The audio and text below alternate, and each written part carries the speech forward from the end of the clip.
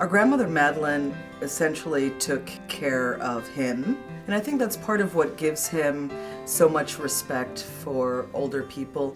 Some of you know that my grandfather, Stanley Dunham, enlisted after Pearl Harbor and went on to march in Patton's army. He went to college on the GI Bill, bought his first home with the help of the Federal Housing Authority. Then he moved his family west to Hawaii, where I was born, and where he and my grandmother helped raise me. I think he really cares about senior citizens and how they're going to survive in the future. I spoke to him for a minute, and he looked over at me and he says, "I'm worried about you." and and that touched me. Our next president needs to be somebody that cares about people, as Barack has shown with his work as a community organizer. But they also need to have the judgment to deal with a dangerous world. What defines a great president has really to do with the personal characteristics and judgment of the individual. More important than ideology, more important than taking a particular position on a particular issue. Issues come and go. Senator Obama called this thing absolutely correctly, this intervention in Iraq. I don't oppose war in all circumstances. What I do oppose is a dumb war. Presidential judgment is the key. He brings out the best in people, and he's not lying to you. He's telling you the truth. He's so authentic, and I believe that he takes his positions based on principle, and they don't change according to the polls. You know, they stay the same. This party, the party of Jefferson and Jackson, of Roosevelt and Kennedy, has always made the biggest difference in the lives of the American people when we led not by polls, but by principle, not by calculation, but by conviction.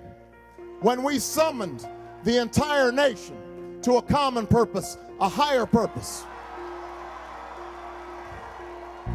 Senior citizens today are under so much financial pressure. We need a president who's not afraid to talk frankly about Social Security. Social Security is the cornerstone of the social compact in this country. The underlying system is sound.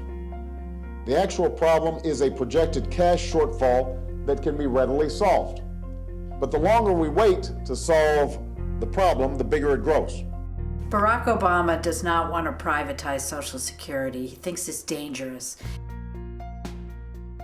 The senior tax issue is, I think, one of the most appealing parts of Senator Obama's platform. Last month, I announced my tax cut for America's seniors.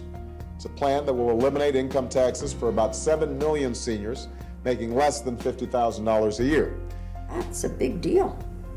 That would make a lot of difference to a lot of seniors, to the majority of seniors, I think. Many seniors are in that donut hole for 6 months of the year.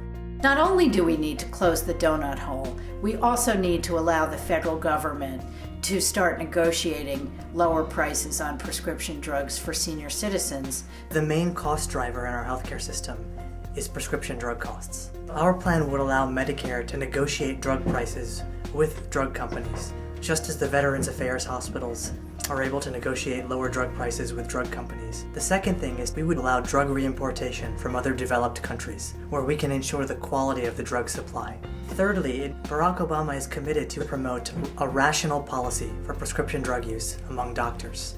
That means getting doctors to use generic drugs in the cases where generic drugs are just as good as brand name drugs. I worry about the fact that we're going to have more people over 60 than this country, I think, has ever had. We don't have enough nursing homes. And the fact is, it's cheaper to have people stay at home. And he will give people choices about their long-term health care. And next, Barack Obama is going to make sure that families are protected from going into debt and being impoverished by long-term health care. And finally, Barack Obama brings to the table respect for healthcare workers. He cares about the people that take care of the elderly. Why wouldn't he? He loved his grandparents. I need a president that understands I need him in the White House. We are running the risk of historians looking back on the first few years of the 21st century and saying that's where America came off the rails. The country started this divisiveness. People take their positions and they just dig their heels in harder, and there's no dialogue anymore. We have declined in the eyes of the world so much that they're all saying the same thing. We love America, but what is happening? Everyone needs to feel that they have that capacity to make a difference. America desperately needs somebody right now who is inspirational. Somebody of the Kennedy mode that can bring us together and make us feel like we're going to soar again. John Kennedy had captured the imagination of the people of the world. For people in my generation, Kennedy made us feel that anything was possible and that we were responsible for it. It was the kind of candidacy that inspired people to become part of something bigger than themselves. Jack Kennedy said, "Ask not what your country can do for you, but what you can do for your country." When you think of what was accomplished then, so many young people flocking to the Peace Corps, to public service, with a tremendous amount of hope. I was very fortunate to work for the NAACP Legal Defense and Educational Fund. At the time, there were sit-ins and freedom rides and fire hoses in Birmingham.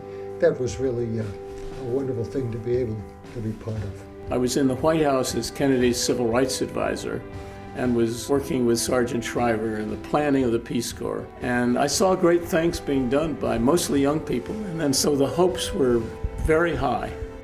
I joined the Foreign Service because of presidential leadership, and it's just one more reason why we need an inspiration and a call to public service again. I've been waiting a long time to again find a leader who makes me feel and believe in the way that John Kennedy made me feel and believe. And I've found him in Barack Obama. I have never felt so passionate about a candidate. Senator Obama says that he's going to go talk to the world leaders and say America's back. And I'll be very proud when he says that. Very proud. I heard his speech at the Democratic Convention, and I thought, oh my goodness, there is hope in this country. There is not a liberal America and a conservative America. There is the United States of America. Nobody has made me want to do what I've done for Senator Obama. I can't physically do things as long as other people can, but I've tried to show up almost 5 days a week. If 1/1,000,000th of what I do helps to get him in the White House, I will be the happiest person on the planet. I was a little bit dubious in the beginning about how effective I could be knocking on doors, but I've been out about half a dozen times now. I'm getting to like it, and more than anything else, I'm beginning to feel that I can make a difference. The reason I'm so involved in the campaign is for my children and my friends' children. We need the world to be here for them. It's hard not to think of what the legacy that we're leaving for future generations.